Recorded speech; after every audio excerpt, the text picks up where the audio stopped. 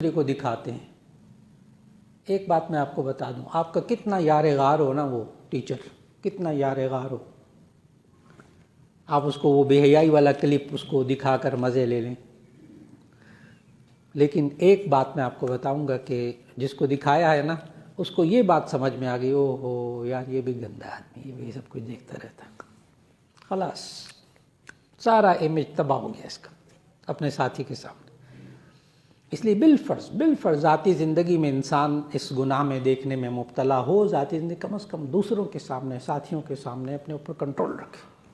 میں نے پھر کہا، میں نے بڑا نازک پہلو بتایا کیونکہ ہمارے اساتذہ میں نا یہ بیماری ہے بڑا، اس کو کلپ دکھا رہے ہیں، اس کو کلپ دکھا رہے ہیں. شاگرد بھی بسا اوقات دیکھ رہے ہوتے ہیں کہ استاد مزے لے رہے ہیں آپس میں، شاگردوں کے سامنے بھی وہ وقت ختم ہو جاتی ہے. یہ میں چند ایک باتیں. اسی طرح موبائل پر اپنے نجی مسائل طلباء کے سامنے بالکل ڈسکس نہ کریں. یہ قوم ہماری جو شاگرد ہے نا، بچے ہمارے، ہمیں نفسیات میں پڑھاتے ہیں، سائیکالوجی میں، کہ جو ہمارے بچے ہوتے ہیں یہ ہم سے آئی کیو لیول میں، ذہانت میں، ذہنی تیز رفتاری میں یہ ہم سے 20 سال آگے ہوتے ہیں، کم از کم 20 سال ہم سے آگے ہوتے ہیں. اگر نہیں یقین آتا تو آپ نیا موبائل خرید کر لے آئیں، گھر میں آپ سے سیٹنگ نہ ہونا تو وہ چھوٹا سا نا 5-6 سال کا بچہ وہ آئے گا آپ کے پاس، نانا جی دادا جی مجھے دکھائیں، میں بھی سیٹنگ ساری کر کے دیتا ہوں. تو پھر آپ کو سمجھ میں آئے گا آئی کیو لیول کہاں جاتا ہے ان کا. حالانکہ وہ والا موبائل گھر میں استعمال ہی نہیں ہوتا وہ اس کمپنی کا، لیکن وہ سیٹنگ کر کے آپ کے سامنے رکھ دیتا ہے. اور یہ شاگرد اتنا تیز ہوتا ہے. میں ہمیشہ کہا کرتا ہوں اپنے اساتذہ سے، شاگرد کو کبھی بے وقوف نہ سمجھیں. آپ نے تو وہ سنا ہوگا نا، دشمن کو کبھی بے وقوف نہ سمجھیں. میں طالب علموں کی ویسے فضیلت بیان کرتا ہوں بہت زیادہ، لیکن اس معاملے میں کبھی غلطی نہ کیجیے گا. شاگرد کو، اس بچے کو کبھی بے وقوف نہ سمجھیے گا، کبھی بھی. وہ فوراً سمجھ جاتا ہے کس کا فون آیا، اور ساتھی کو کونی مار کے کہتا ہے گھر سے فون آیا مسز کا. وہ عادت ہوتی ہے نا، سنتے رہتے ہیں کس لہجے میں بات کرتا ہے. پھر وہ طالب علم یہ بھی سمجھ جاتا ہے کہ اپنی اہلیہ سے ڈرتا ہے کہ نہیں ڈرتا. یہ بھی اس پر بھی تبصرے ہوتے ہیں. موبائل کے استعمال میں احتیاط، یہ ایک بہت طریقے سلیقے سے چلنا پڑتا ہے اس کو استعمال کرنے میں. نمبر 9، ایک کتاب ہے رحمت للمتعلمین، مولانا عبدالرحمن اعظم گڑھی کی کتاب ہے. یہ میں بہت زندگی میں 20 دفعہ، پتہ نہیں کتنی دفعہ پڑھ چکا ہوں بار بار. جب بھی مجھے انتظامی طور پر کہیں یا طلباء کی شکایتیں یا مجھے حل نہ سمجھ میں آ رہا ہو، اس کتاب کو پڑھتا ہوں، اس میں وہ حل نکل آتا ہے. رحمت للمتعلمین، اس میں ایک چیپٹر استادوں کے لیے ہے، معلمین کے لیے، ایک طلباء کے لیے، ایک عام مومنین کے لیے. تو رحمت للمتعلمین میں استاد اور طالب علم کے آداب کا مطالعہ کرتے رہیں. اس سے کئی دفعہ ایسا ہوتا ہے کہ اپنی خامیاں پتہ لگتی ہیں. عجیب کتاب ہے وہ، مولانا عبدالرحمن اعظم گڑھی کی کتاب ہے رحمت للمتعلمین. عام مل جاتی، چھوٹی سی ہے لیکن کمال کی چیز ہے. نمبر 10، ہمیشہ طالب علم کا خیر خواہ رہیں. یہ بڑا اہم جملہ ہے، یہ مدرس کی ذمہ داری ہے. طالب علم سے نا بیر نہ رکھے، جس کو پنجابی میں ویر کہتے ہیں نا، دشمنی. طالب علم یہ سمجھے کہ یہ میرا دشمن ہو گیا ہے. وہ طالب علم بسا اوقات سکول میں نہیں آتا، بسا اوقات اس پیریڈ میں نہیں آتا، اس پیریڈ میں انقباض سے بیٹھتا ہے، اسی کے پیچھے پڑ جانا، اسی کو ذلیل کرنا، اسی کو ڈانٹنا، مشکل بات اس سے پوچھنا، اور نہ ہو تو اس کو برا بھلا بس اسی کے پیچھے پڑ جانا. بس نہیں، پیچھے نہ پڑیں کسی کے. اگر دیکھیں نا کہ آپ کو دیکھ کر اس کے چہرے پر انقباض آتا ہے تو بس اس سے رویہ اپنا چینج کریں. اپنا نہیں سناتا سبق، کوئی بات نہیں، اس کے لیے ٹیکنکس ہیں، بہت ساری ٹیکنکس ہیں. اس کے لیے آسان ٹیکنک یہ ہے کہ ایسا طالب علم جس کا انقباض شروع ہو جائے نا، ایک تو اس کو ڈانٹنا بند کر دیں، دوسرا اس سے سبق بھی سننا ہے. ظاہر ہے کیا کریں، مجبوری ہے، چھوڑ تو نہیں سکتے نا. تو اس سے آسان بات پوچھا کریں. اس کو نہ کہیں میں تم سے آسان بات پوچھوں گا آئندہ، اس کو نہ کہیں، شو نہ کریں، لیکن اس سے آسان بات پوچھیں. اور جب وہ سنا دے، ظاہر آسان بات سنا دے گا، یا ابھی ایک طالب علم نے سنائی ہے نا، وہی اس سے پوچھ لیجئے. وہ جب سنا دے گا نا، اس کو تھوڑی سی شاباش دے دیں. آپ 2-3 دن میں دیکھیں گے اس کے چہرے کا انقباض ختم ہو جائے گا. ٹیکنکس بتا رہا ہوں. لیکن طالب علم ہمیشہ طالب علم کا خیر خواہ ہے. طالب علم کو خود پتہ ہو کہ یہ میرا خیر خواہ ہے. پٹائی بھی پٹائی کرنا جائز ہے نہیں جائز ہے وہ ایک الگ چیز ہے، لیکن پٹائی بھی اگر آپ کریں گے نا ایسے طالب علم کی جو آپ کو سمجھتا ہے خیر خواہ ہے، دشمن نہیں ہے. میرے ساتھ ضد بازی نہیں آ گئی اس کی، میں تمہیں فیل کر کے چھوڑوں گا، اچھا ہو گئی بات ختم کہانی. نہیں، نہ کریں ایسے جملے، نہ بولے طالب علم کے سامنے. اس کو پتہ ہے میں پھر کچھ کر لوں یہ فیل کر کے ہی چھوڑے گا مجھے. وہ بڑا بدتمیزی سے بات کرتا ہے ایسا شاگرد نا، پھر وہ بدتمیزی بھی اس کے اندر آ جاتی، ضد بازی آ جاتی. نمبر 11، سختی اور نرمی میں اعتدال ہو. سختی اور نرمی کے اندر بہت اعتدال کی ضرورت ہے. یہ بیلنس رکھنا بہت ضروری ہے. اتنی نرمی بنا ہو کلاس کے اندر چھوٹ دی ہوئی نہیں، اصول و ضوابط پر بھی عمل ہو، لیکن سختی ہو اتنی ہو کہ مار پیٹ تک بھی نوبت نہ آئے. لہجہ ہے آپ کا، آپ کی آنکھیں ہیں، آپ کا رویہ ہے، اس میں آپ کو جتنی محنت کرنی پڑے کیجئے، لیکن سختی اور نرمی میں اعتدال لائیے. نمبر 12، تعصب سے بچنا. بس یہ مولانا یوسف صاحب خود پٹھان ہے، وہ میں خان لکھتا ہوں نا، خان پٹھان نہیں، راجپوت خان ذات ہے، تو محمد یوسف خان. تو بعض طلبہ ہوتے ہیں نا تو وہ اوقات بس پٹھان ہے نا تو پٹھانوں کی رعایت کریں گے.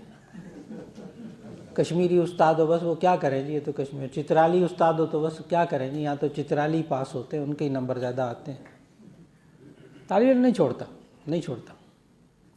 یہاں تک کہ اگر میں کسی طالب علم سے، میں کوشش کرتا ہوں کہ جو نکمہ طالب علم ہو نا اس سے کام کرواتا ہوں. فوٹو کاپی کروانی ہے، یہ فلاں کام ہے، ہوتے ہی نا بعض اساتذہ کسی سے منسلک ہو جاتے ہیں، قلبی تعلق ہو جاتا ہے طالب علم سے، تو پھر انسان اسی کو کہتا ہے بھی یہ سمجھدار ہے چلو کام کر لیتے ہیں. لیکن میں سمجھدار تو دیکھتا ہوں، لیکن ذہین جو پوزیشنیں لینے والے لڑکے ہوتے ہیں نا، ان کو بالکل ان سے کام نہیں لیتا، ان کو قریب زیادہ نہیں کرتا. کیوں؟ بعد میں پتہ کیا جب پوزیشن آتی، استاد جی کا چمچہ یہ اول نہیں آئے گا تو کون آئے گا؟ یہ چمچہ ہے استاد جی کا. تعصب. اپنی کلاس کے اندر فلاں پنجابی بولتا ہے، فلاں اردو بولتا ہے، فلاں پٹھان ہے، فلاں چترالی ہے، فلاں سرائکی ہے. نا، اساتذہ میں نا، اساتذہ کے اندر بھی بہت عجیب صورتحال ہے. سرائکی اساتذہ ایک جگہ چائے پئیں گے، چترالی ایک جگہ پئیں گے، کشمیری ایک جگہ پئیں گے، غیر کشمیری جو ہے وہ پنجابی سے، چترالی پنجابی سے سلام بھی نہیں کرنا، دعا بھی نہیں کرنی، اس سے ہاتھ بھی نہیں ملانا. استاد میں بہت بھگتتا ہوں. سرائکی استاد کو کچھ ہو جائے، سارے سرائکی استاد جمع ہو جاتے ہیں، اٹھا کے پیچھے اس کے پہ حلیہ بگاڑ دیتے ہیں ناظم کا. تعصب. اور یہ پھر تعصب آگے منتقل ہوتا ہے. اپنے آپ کو تعصب سے بچائیے. جو کشمیری ہے، پنجابی ہے، فلاں ہے، ہر ایک سے طریقے سے بات کیجیے. تعصب کے بارے میں نبی صلی اللہ علیہ وسلم نے وضاحت بھی کی. دیکھیں نا، کسی اپنا گرائی ہے اس کے ساتھ کوئی اچھا رویہ رکھے نا، بری بات نہیں ہے. نبی صلی اللہ علیہ وسلم تعصب کے بارے میں بتایا، اس کی حقیقت بتائی. یہ ایک صحابی نے پوچھ بھی لیا نا، یا رسول اللہ صلی اللہ علیہ وسلم کیا میں اگر کسی اپنے علاقے والے یا اپنے قبیلے والے کے ساتھ اچھا سلوک کروں تو کیا یہ تعصب ہے؟ تو نبی صلی اللہ علیہ وسلم نے فرمایا نہیں، تعصب کہتے ہیں کوئی ناحق حق پر نہ ہو پھر اس کے ساتھ باوجود اس کا ساتھ دینا.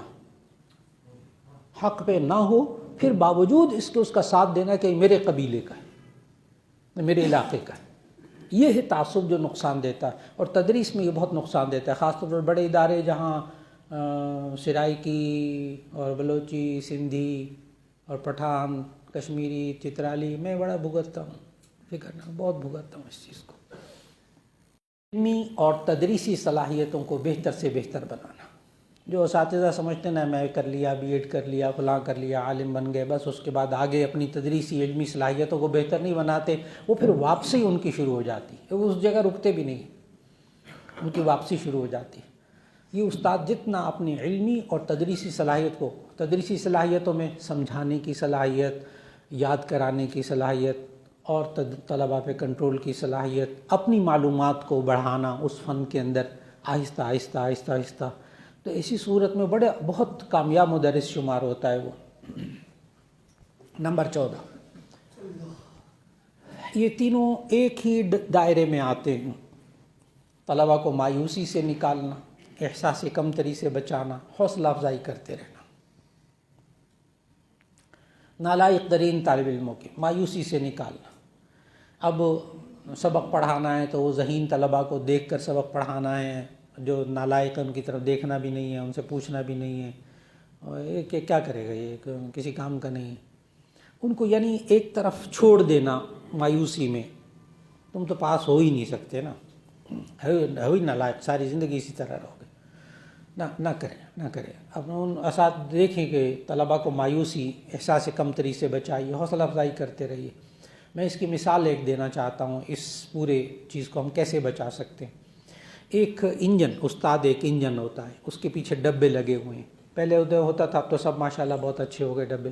پہلے ہوتا تھا ایک 3rd کلاس، ایک 2nd کلاس، ایک 1st کلاس، پھر اس میں بھی ایک AC والا. اب وہ انجن والا جو ہے نا ڈرائیور، وہ یہ کہ 3rd کلاس جو ہے نا وہ کھڑ کھڑ کرتے ہوئے ڈبے، یہ میں نے ساتھ لے کے نہیں جانے، ان کو اتارو یہاں. ٹھیک ہے، اتار دو، کراچی پہنچ جائیں گے، لاہور سے کراچی پہنچ جائیں گے. لیکن وہ 3rd کلاس وہیں رہ جائے گا، کیونکہ وہ ڈبہ الگ کر دیا نا آپ نے. لیکن اگر وہ انجن والا کہتا نہیں، میں زور لگاؤں گا 3rd کلاس والے کو بھی ساتھ ہی رکھ دو، زور لگائے گا تھوڑا سا چلا جائے گا، لیکن یہ بھی کراچی 3rd کلاس والے بھی کراچی پہنچ جائیں گے. ہم اپنے شاگردوں میں کوئی ذہین ہوتا ہے، کوئی کمتر ہوتا ہے، کوئی بیچارہ ڈل ہوتا ہے، کوئی بس ساتھ چلائے رکھیں، ان کو چلائے رکھیں گے، مایوسی نہیں پیدا ہوگی، احساس کمتری پیدا نہیں ہوگا. بہرحال اپنی منزل کے قریب قریب پہنچ جائیں گے. وہ الگ بات ہے کہ بہت آرام سے پہنچے گا، ایک مشقت اٹھا کے پہنچے گا. نمبر 15، ذہین اور غبی کی رعایت کرنا. سبق پڑھاتے ہوئے غبی جو دیر میں سمجھتا ہے، یہ ایک الگ موضوع ہے بہت بڑا. ذہین کیا ہوتا ہے اس کو آسان ترین طریقے سے میں عرض کروں گا. ذہین اور غبی کو آپ کیسے ایک دم پہچان سکتے ہیں، کیسے حالات میں جا سکتے ہیں. بات کو سمجھنا، یاد کرنا، اس کے 3 سٹیپ ہوتے ہیں. 3 سٹیپ. نمبر 1 پک کرنا جس کو ہم کہتے ہیں اخذ کرنا عربی میں، جس کو ہم اردو میں کہتے ہیں یاد کرنا. نمبر 2 ریکارڈ رکھنا جس کو ہم کہتے ہیں یاد رکھنا. نمبر 3 ریکال کرنا، دہرانا، سنانا، لکھنا، جواب دینا. یہ 3 عمل پورے ہو جائے نا تو یہ اس میں ذہانت، کوئی جلدی سمجھ لیتا ہے، کوئی دیر سے سمجھتا ہے، کوئی دیر سے سمجھتا ہے، دیر سے یاد کرتا ہے، لیکن یاد اس کو بڑا اچھا ہو جاتا ہے. کچھ ہوتے ہیں سمجھ بھی لیتے ہیں، یاد بھی کر لیتے ہیں، سنا نہیں سکتے، لکھ نہیں سکتے، آگے ریکال نہیں کر سکتے، بتا نہیں سکتے. یہ جو جس تینوں میں بہت اچھا ہوتا ہے آپ اس کو ذہین کہہ دیتے ہیں. اس میں سے تینوں سٹیپ میں کوئی ذرا کمزور ہوتا ہے تو آپ اس کو غبی کہہ دیتے ہیں. لیکن آپ نے ان تینوں سٹیپ میں ذہن میں رکھنا ہے کہ ذہین اور غبی کی رعایت کیجیے. جو دیر سے یاد کرتا ہے اس کو موقع دے دیں، جو ذرا کم یاد کرتا ہے اسے آسان باتیں پوچھ لیجیے. لیکن پوچھیے ضرور، سبق ضرور سنیں اس کا. جتنا لکھ دیتا چلو لکھے تو صحیح نا، پتہ ہے آپ کو کہ یہ کام کا نہیں ہے، لیکن اس کے باوجود جتنا وہ لکھ لیتا ہے، جتنا جواب دے دیتا ہے، اس کو آہستہ آہستہ بڑھاتے رہیے. نمبر 16 طلباء کی تربیت کرنا. تربیت ایک غیر واضح لفظ ہے. تربیت ایک غیر واضح لفظ ہے، مجمل لفظ ہے. مبہم تو نہیں کہوں گا، مجمل لفظ ہے. لیکن اس کی تشریح میں وَيُزَكِّيهِمْ میں کر چکا ہوں ابھی شروع میں. بالکل تربیت کیا ہے؟ اچھی سوچیں، اچھے رویے، اچھے اخلاق، اچھی عادتیں پیدا کرنا. بری سوچیں، برے رویے، برے اخلاق، بری عادتیں نکالنا. تربیت مکمل ہو گئی. تربیت مکمل ہو گئی. اور یہ مسلسل عمل ہے، مسلسل عمل. اور یہ اتنی مدرس کی ذمہ داریاں ہیں نا، یہ تربیت ہی کا حصہ ہے. نمبر 17 اعانت، عیادت، مساوات. یہ مدرس کی ذمہ داری. اعانت، تعاون کرنا. مجھے تو یونیورسٹیز کے اندر بھی بعض اساتذہ ایسے ملتے ہیں ماشاءاللہ، M.Phil اور PhD کے طلباء کے ساتھ وہ تعاون کرتے ہیں. کوئی چلا جائے پوچھ رہے ہیں، بتا رہے ہیں، سمجھا رہے ہیں، حل کر رہے ہیں اس کے مسئلے کو. طالب علم کے ساتھ تعاون ضروری نہیں کہ پیسے نکال کر ہی دیں. تعاون کی بے شمار صورتیں ہیں طالب علم کے ساتھ. اسے تعاون کیجیے. یہ سمجھ میں نہیں آ رہا، آپ کہتے ہیں میرا سبجیکٹ نہیں، چلو میں سمجھا دیتا ہوں تمہیں. اچھا جی.